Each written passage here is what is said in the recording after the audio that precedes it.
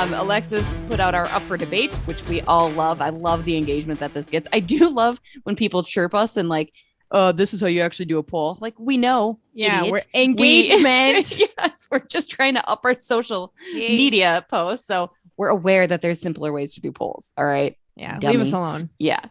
Top line center, everyone's favorite topic. Alexis, you chose Nico Sturm, Joel Eriksson Ek, and Victor Rask. Why Nico Sturm? I have really, ever since what year was that? 2020 playoffs. No, yes, 2020 playoffs.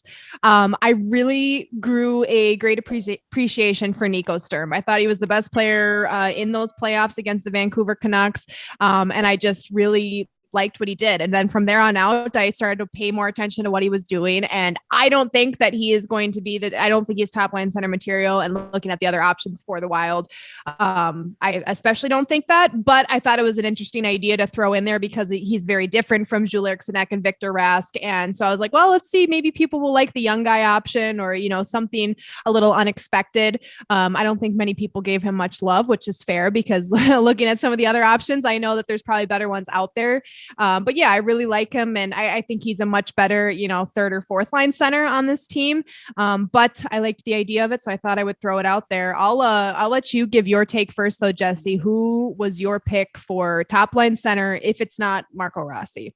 Right. I mean, I think it has to be Joel Eriksson Ek. It's hard to go against that, right? What if I just came out and firing and said Victor Rask? What if I've got a spicy take when you're done. So just finish with what you're say. I love what you were saying about Nico Sturm though, because I do think there's a lot of promise in him. I think we saw that last year. But I agree right now. I think he's just not ready to take that next step. And I think Ek deserves that look. I mean, there's just no way around it. I mean, you have to go with that. And as we talked about in segment one, curious what Kirill Kaprizov thinks about it, because I think his opinion is valued. I'm excited to see that line in action coming up, but Joel Eriksson Ek, let me hear your spicy take. Please say you pick Victor Rask, please.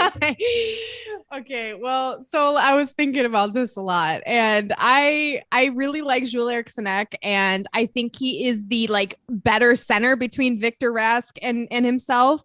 But I have this wild theory that maybe just sticking with Victor Rask is the best option because, okay, listen. You just want to see the Twitter burn.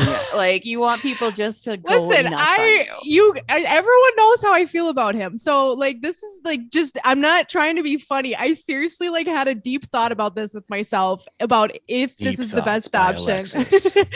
And I just feel like it worked so well. I don't want to say so well. It worked last year, right? Kirill Kaprizov produced, Matt Zuccarello produced, the line was cohesive. And yes, Victor Rask is not the best option for a top line center in the NHL, but for whatever reason, those three found a way to make it work when they were together.